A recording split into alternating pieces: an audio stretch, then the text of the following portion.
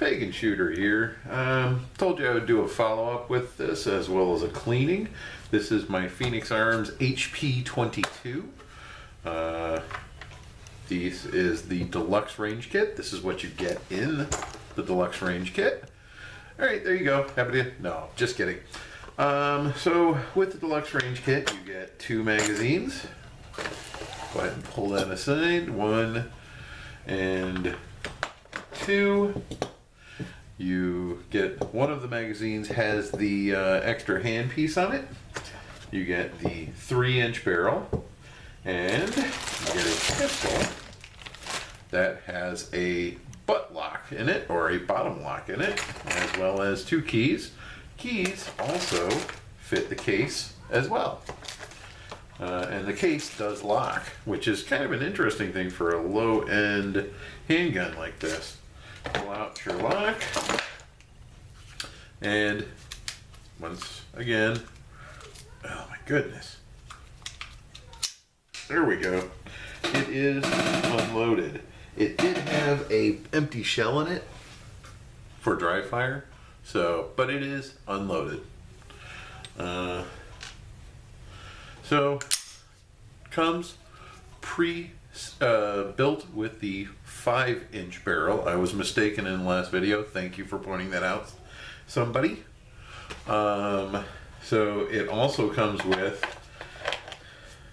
Phoenix Arms cleaning fluid, which I actually have used. There we go. Get a little light on that. Phoenix Arms cleaning fluid. Comes with a cleaning rod.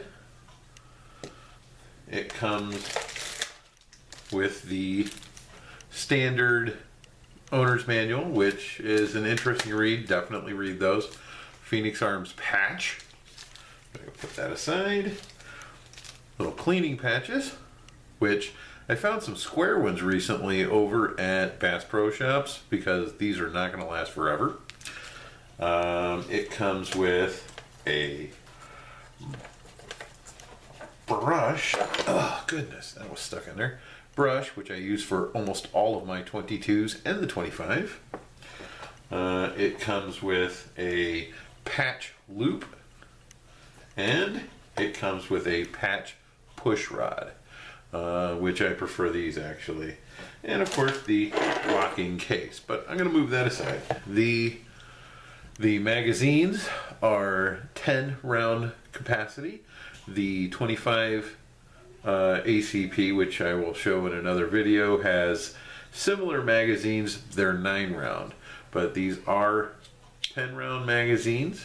The magazines are not designed to do a last round hold open. This piece on this magazine, this piece right here, is an extra piece that you can purchase from Phoenix Arms, and you can actually convert any one of these to have it. I just chose to leave this one as it is. There is the standard barrel, with which the standard model costs anywhere from $120 to $140. I think Bud's Gun Shop has them pretty regularly for $120. 3-inch barrel. Then there is the range version of this, which has the 5-inch barrel, which, like I said, comes on the Deluxe range model automatically. Changing barrels is actually really, really easy. Pretty much you lock the slide back using your slide lock right there. You would then push forward on the front clips, lift the barrel, and it comes right off. Breakdown at this point for cleaning would be just a matter of releasing the slide and pulling it forward. In fact, let's go ahead and do that. Releasing the slide, pulling it forward, it'll come off. You've got your return spring, which also sits on your breakdown lever. And then you have your separate piece and your bottom piece. Cleanup is pretty easy. Do a quick wipe down. Get all the excess oils and junk off. This is a difficult gun to keep well lubed. It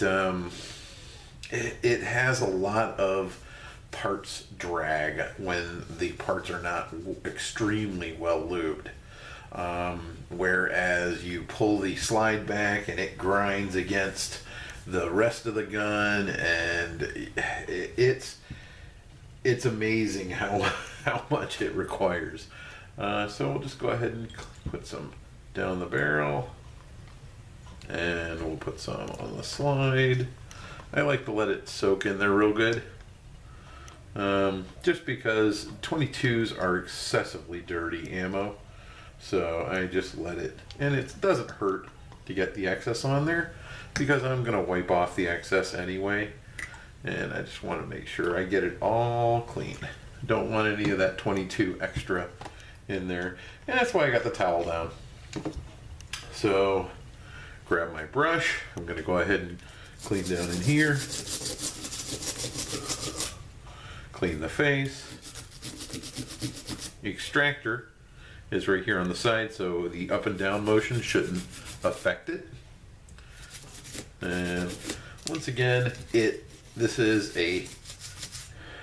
does grind a bit, so making sure you get all the edges that you could possibly get the dirt on, including the bottom of the barrel, because you can see, this is the barrel I use the most, you can see down on the bottom of the barrel there's actually some wear marks. That is from right here. You can see in there there's some wear marks as well. Let's see, I don't know if you can see that, but there's some wear marks down inside there as well. So I try to make sure I get it all in there pretty good. Let's go ahead and just scrub down the barrels. That's soaked enough in there. And once again, from the breech, up, back, and up, back. I think we all know how this routine goes. Up and back, up and back. We'll go ahead and get the circles. We'll go ahead and use these instead of the new squares that I got. And I'll send a few patches down there. So push right on the end. There we go. And there's that.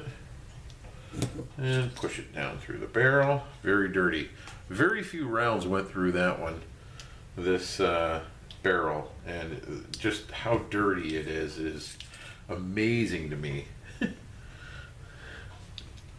So, and these are the standard velocity. These are not the high velocity that I see people pushing through these. And actually, there's a really good reason. While I got this apart, I will show you that. Let me finish cleaning this. The reason why I believe they don't want you to shoot the hyper velocity is if you look down inside there, you should be able to see it. Right down inside here, we'll use this. Right down here, under there is a little post. It is a roll pin that goes from one side through to the other side. There's been cases where that's actually lifted out of the frame here. That being the cause for them to not want you to use the high velocity or hyper velocity, because the gun just can't handle it. It was never designed to handle the high and hyper velocity. So that being said, I have shot a few through it. It does function perfectly fine, but it could possibly. I mean, like I said, I've heard of people saying, oh no, if I put thousands of rounds through, well, that's fine. They say not to do it. And, you know, honestly, I don't see a reason. I mean, yes, I've done it and I'm guilty of the same thing, but honestly, it's not such a big deal to just use the standard velocity. It's a small handgun. It's accurate with it. Honestly, I can say I can see why it's okay to just run the standard. But like I said, there's people that say that they've run the high velocity thousands of rounds and it's worked fine. But that pin is probably going to be the reason why they don't want you to do it, because it seems like a weak point, a fail point. So I'm just going to get this wiped down and cleaned off, and then we'll show you how to put it back together. Let's see. There we go. Yep. There we go. Just a little bit more. There we go.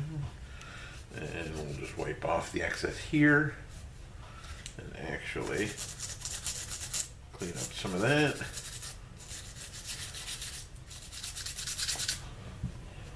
There we go.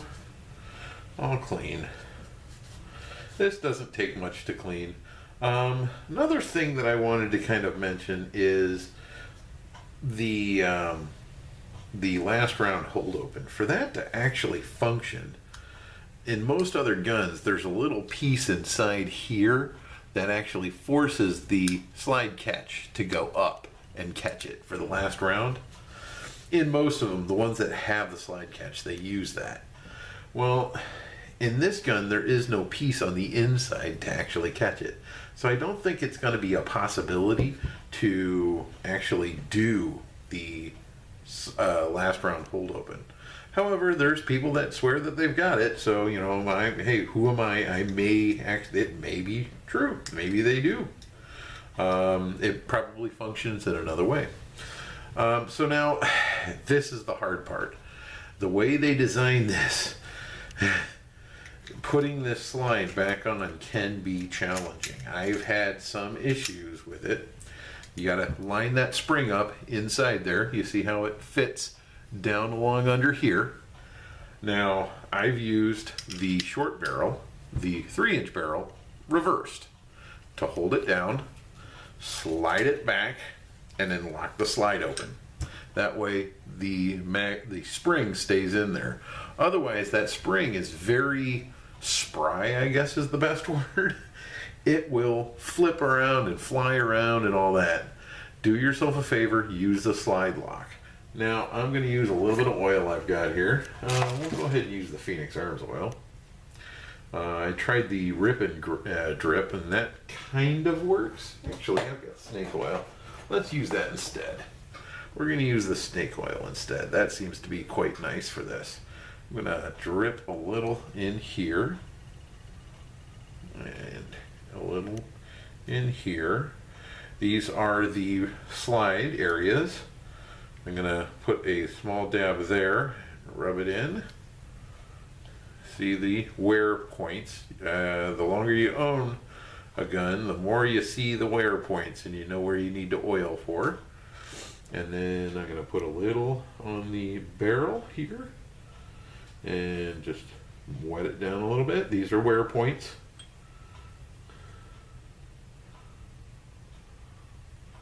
Right in there. Alright. And that stuff's actually kind of thick, so that'll work pretty nice. And then I'll put a little on the injector just to make sure it gets in there. And I'll wipe off excess when I'm done. Then you take this little piece here. There's a little hook piece, and you grab that little pin down on the side, and then you push the barrel down, and it locks in place, and you're done. So now, just work it in. And there is a hammer block, so I put that on, and it's okay to dry fire with that on because it puts up a little piece so it doesn't hit the firing pin. And then reset, fires perfectly fine. So about this gun, it is a single action only, automatic loading handgun. What that means is for it to fire, the hammer has to be back. It is a stout hammer. For it to fire, it has to be safety off, and when you first get it, there has to be a magazine in here. I've done some modifications, so it will fire without the magazine. It will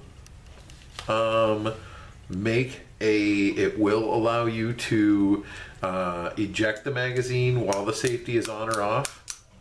I feel that there were way too many safeties on this gun, so I have made some modifications to it. That being said, I don't condone other people doing that. If you do, be very careful. Know what you're doing. I did find some information on it online as far as YouTube, and I did find some information on it on their website. I did purchase the part that was modified on their website, and the original part is put away in case I do have to send it back. Otherwise, the gun I think functions very well. I enjoy shooting it very much. I do every once in a while have a failure to fire, but it being 22s, that's usually the cause. 22s are pretty known for that. Now, downsides, besides all of the safeties, if you cock it and you try to slowly release it when you first get it, there you go. It's not locked in place. The safety's not on. The slide is very sticky at times. I've had this for a while and I've worked it in. When you first get it, it will be very hard to work it in. I've had to put a lot of lube in there. I've had to work it. I've had to put a lot of rounds through it. But it does function pretty good. Now, with all the safeties, I do tend to forget to take off the hammer block safety. I do tend to take off the regular safety because there's so many of them. If either one of them is on, the gun will not fire. Positives. It seems to be pretty well put together, other than the fact that that one fail point, the pin, but then again, I haven't experienced that, so I'm just going off of what other people have said. It feels pretty well put together. It's a pretty solid gun. Oh, see, safety on. Once you get it worn in, it works pretty good. It does have adjustable rear sights, so you can dial it in, and it is really, really accurate. When I was firing, I was actually shooting at a metal target that my son had bought me for Father's Day, and it really, I was able to hit it pretty much every time. As long as you know your gun and you get it dialed in, it works pretty good. Even with the short barrel, it's pretty accurate, which is kind of unusual for 3-inch barrels. Otherwise, overall, I'm pretty happy with this purchase. I probably would purchase it again if I had the option.